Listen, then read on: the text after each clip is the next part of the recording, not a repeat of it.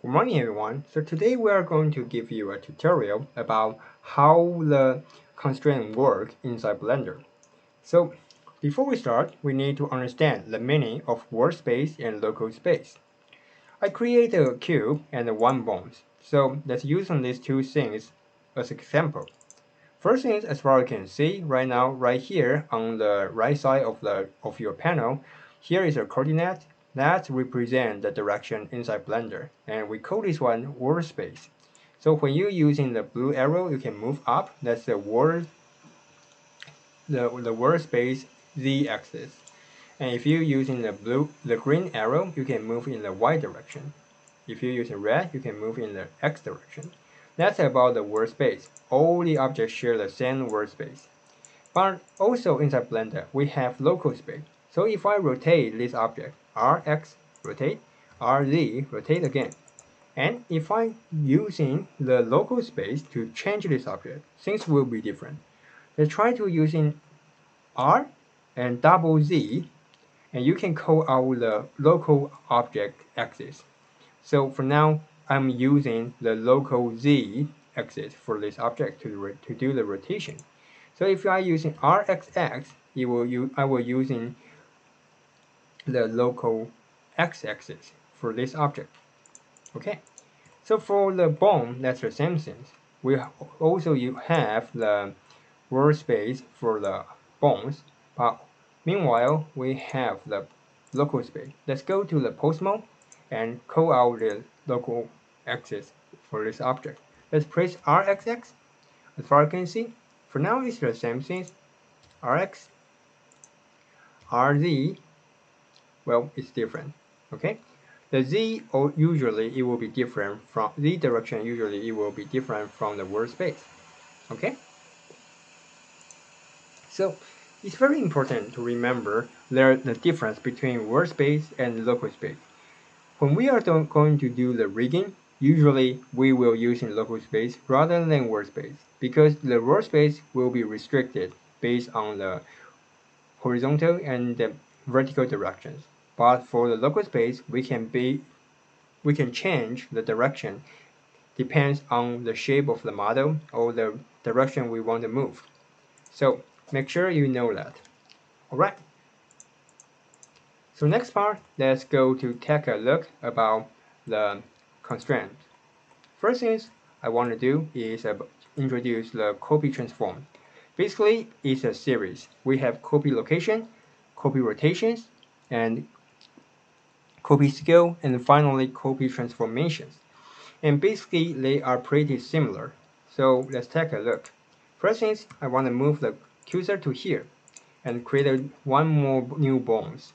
So let's go to here, create a single bone. Move this one down. I'm going to use this bone as example. And copy one more. Shift D, copy one more bones. And you can take a look of the note right here so that if you cannot follow up, you can still read the note and do the progress by yourself at home.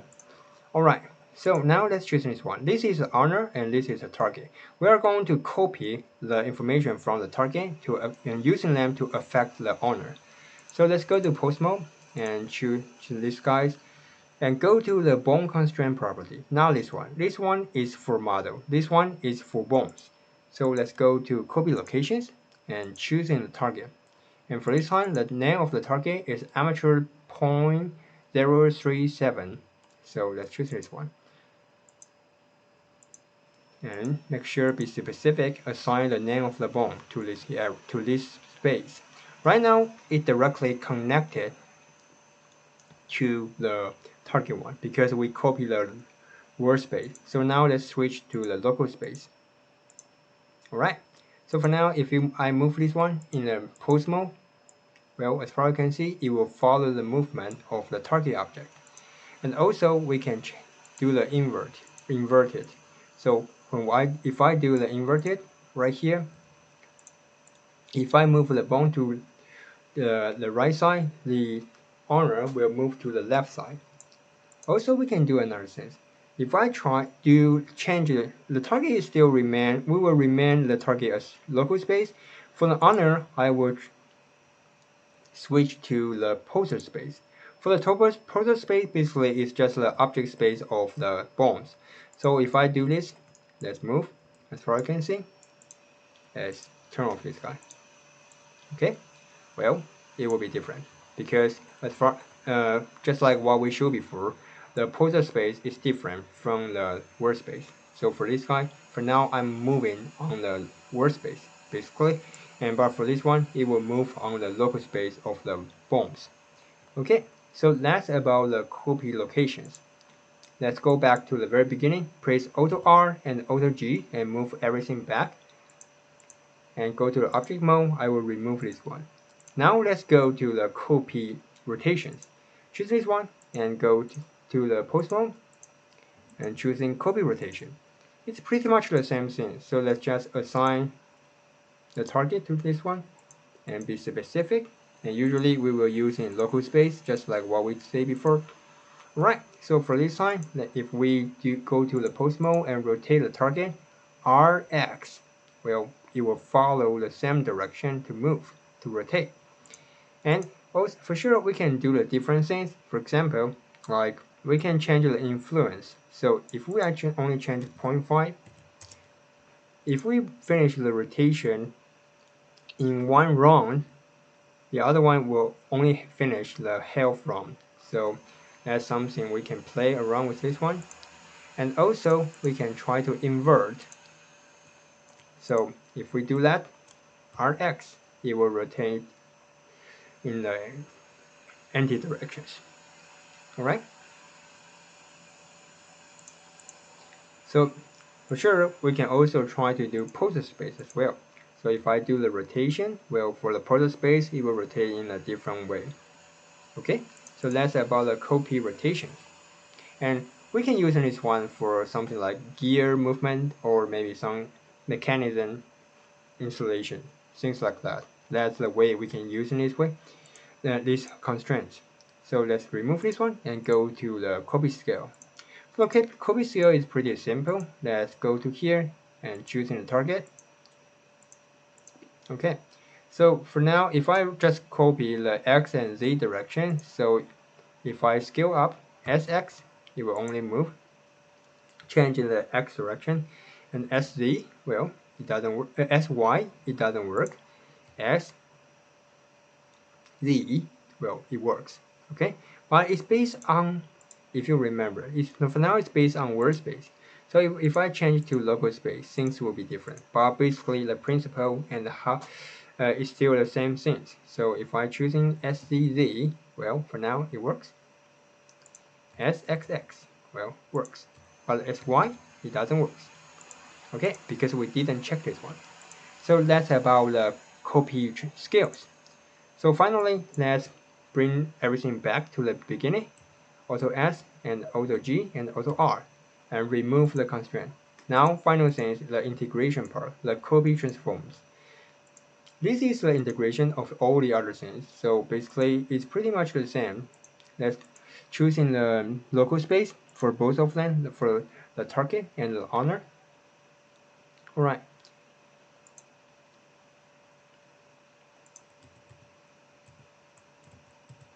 Okay.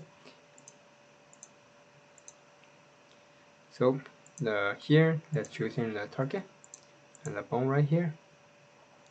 And for this one, let's choosing the local space, local space. All right. So now, if we do anything, it will follow the target. And if we rotate, well, it will follow as well. If we scale, well, it will follow as well. Okay. So that's how it works. And for sure, you can play around with different numbers, like before original or before after original, something like that. So you can take a look what's the difference. Okay. So anyway, this is the integration of everything. But sometimes probably we don't need to copy all the information from the target. So depends on different situation. Sometimes we will use in copy location. Sometimes we will copy only the rotations, but just in certain case we will copy everything. So that's the first series about copy transform series. Next part we are going to take a look about the limitations. For limitation, it's very useful. Let's go to object mode, and I will delete both of them. Let's move the cursor to here, cursor to selected, and Shift A to create a new bones right here. And duplicate one more. Move this one here, move them down. Let's use these two bones as the new example. Okay, move this one here. It will be easier for you to see. So let's go to the pose mode, choosing this one, and choosing limit distance. Choose the target, and assign the specific name. And you can define the distance between these two objects. Basically, limit distance will restrict the distance between these two bones. So for me, I want to make this one 1, and for sure, it's about local space. So how it works, let's take a look. If we go to the pose mode, okay, so as far as I can see, well, weird things happen. We cannot move anymore because we restrict the distance between these two objects. It can get more closer, but it cannot go far away. And we can also choose outside, so which means this object can only move to 1 meter from the target. Okay, it cannot get even more closer. Alright? And finally, we can also choose on surface. If we choose on surface, it can only move around 1 meter from the object. Right now, there's a weird thing because the center point of this bone is not in here. Actually, it was in here. So as far as I can see, actually the 1 meter is from this side to this side. Right? That's because when I doing the copy stuff and also bone creation, there is something error right here. Right, but still you can see the difference. On surface, basically, it limited the distance of the object and the center. And outside, which means you can go far away, but you cannot get even more closer. And finally, inside, you cannot go far away beyond the object. Okay, so that's about the limit distance. Let's bring everything back, Auto G, and also let's delete the limit distance. Now let's take a look about the limit locations. Okay, for the limit location, basically, if you check this one, checklist all these options, basically it means you will limit the location of the object from X direction, Y direction to Z direction. And make sure you choosing the local space. If you choosing the workspace, basically your object will go back to the beginning, the original point, because it cannot move anymore. So let's choosing local space. So we will using the center point of this object as the original point and to do the calculation. So we can restrict the maximum movement of this object. So probably 1, 1, 1, 1 by 1 by 1. So for this object, when it moves, it can only move in 1 unit. Okay? So basically, it can only move in one box, 1 by 1 by 1, one size box. Alright, so that's how it works about limit location. For the rest, including the limit rotations and limit scale, basically they are pretty much the same thing. So I will not spend the rest of the time to explain that. You can try by yourself. Alright, so let's delete.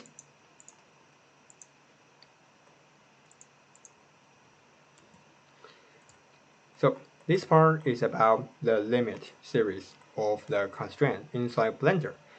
So now let's take a look about maintain value and transformations. How it works. Basically, pretty simple. For the maintain value, it's a very interesting feature inside Blender. So let's move the cursor to this space and create a new bones, single bones. Move this one to here so that you can see more clear. Let's take a look of this bone. Alright, and let's go to the pose mode and give this bones maintain values. So if you're choosing 3-axis Y, which means you can scale up on Y direction. And when you scale up on Y directions, for the other side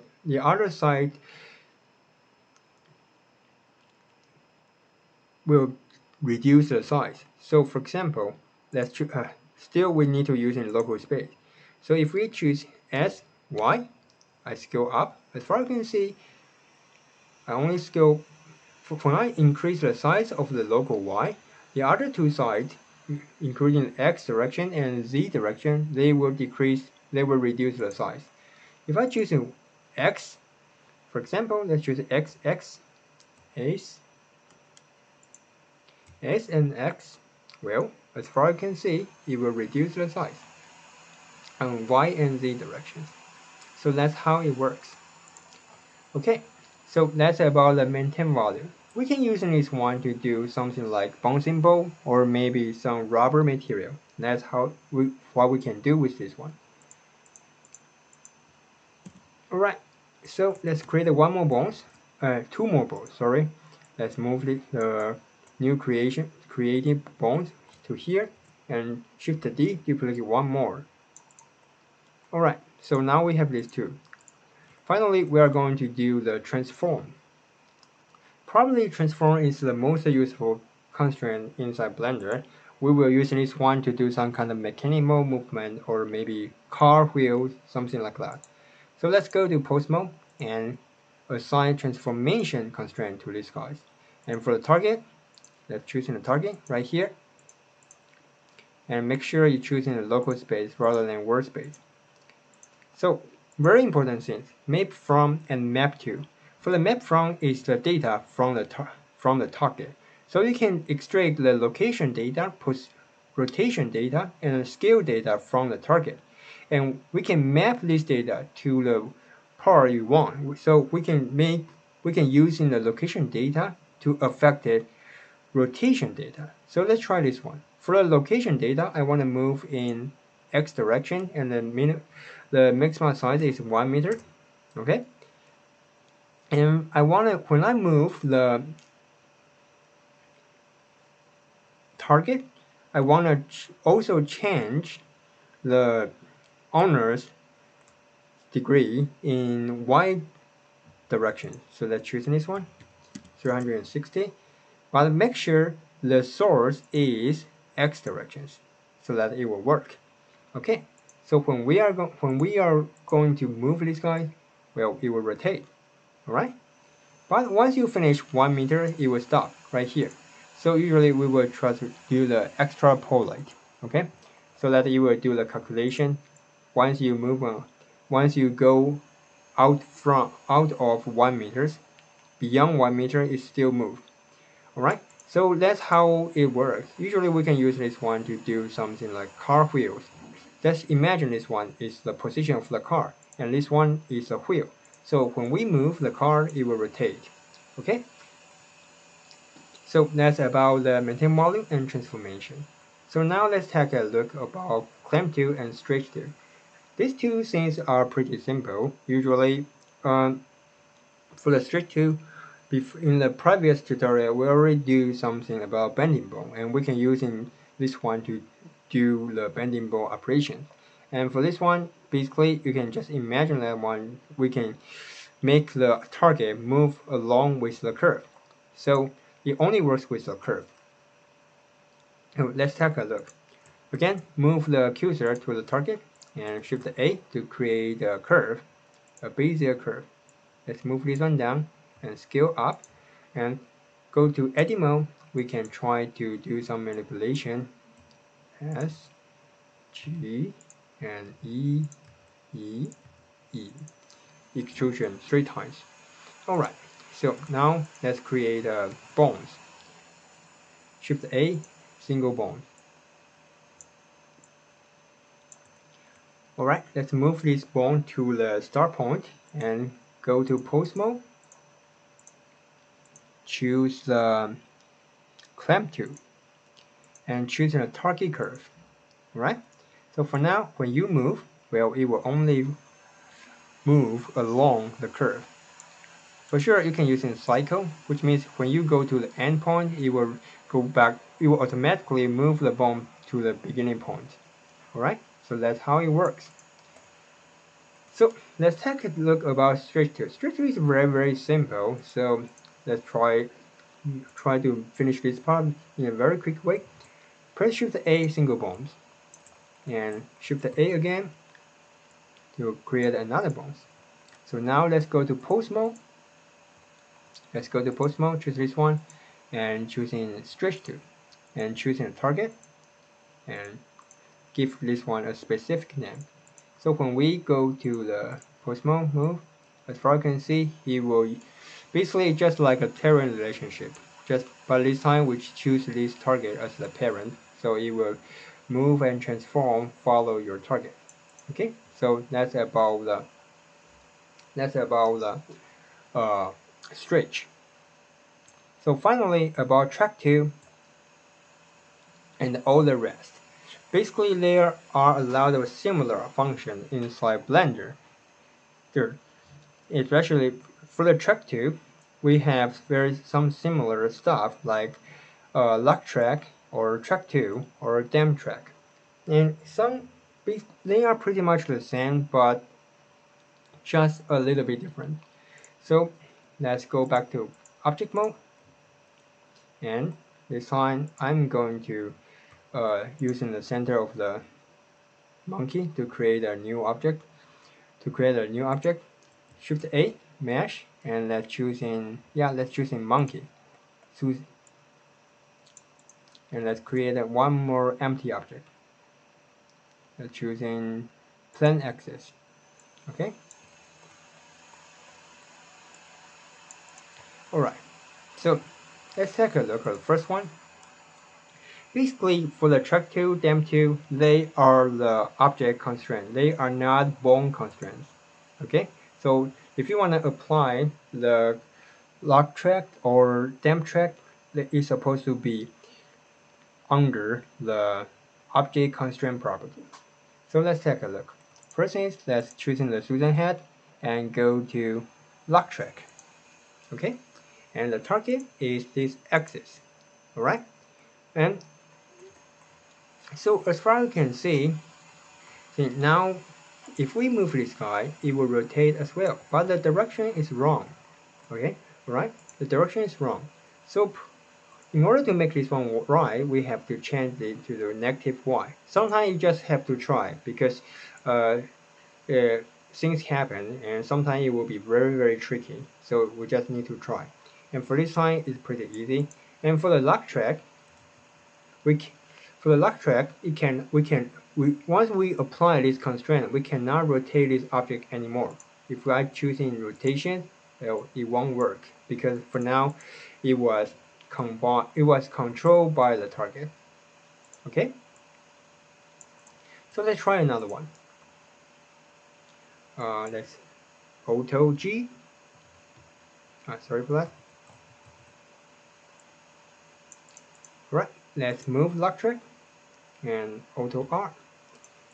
Let's choose another one, lock track, and this time let's try to use in track 2. And let's choose in the target right here, right? And again, this time rather than lock track, we can define the space. We can choose in local space or workspace. This time I'm going to use in local space.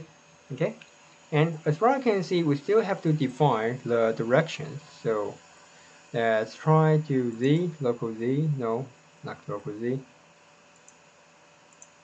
Okay, so basically, but if I just choose ZZ, as far as I can see, it becomes red, so which means this definition doesn't work. So let's try to do that again. ZY or XY. Alright, YY, okay, YZ. Negative Y, alright. So negative Y and Z. I think the last line is still the same setting. So this time, well, now it works. But what's the difference between track 2 and lock track? For track 2, we can rotations. Okay, you can rotate by yourself, the object by yourself. So when you are working on your object control, probably you can imagine this one, the target, the controlling object is something like eyes. So although it is supposed to follow the target, but also the eye can rotate as well. Alright, finally, let's take a look of the final one. Auto R and bring these things back and delete the track. Final things, Temp track. Temp track is pretty simple. Okay, just choosing the target, and there's nothing you can choose. Choosing the target and go to the right direction, and for this time it's negative y. So you just follow the way of direction, and also you can rotate as well, but you cannot define the space. So these three objects actually they are pretty much same, but all of them has different functions. So it depends on different situation, you can choose in different constraints. So we have already finished the basic introduction about the different constraints, including copy rotation, limit distance, limit location, maintain volume transformations, clamp tool, straight tool, and track tool. So for the next part, we are going to introduce some more advanced constraints inside Blender, including IK-bone and spline bones. Alright, so that's the tutorial for today. Make sure you remember what's the meaning of local space and workspace and how to define these two values for your constraint. It's very important. Otherwise, sometimes your setting will get it wrong. Okay, so that's all for today. Thank you for watching. See you next time.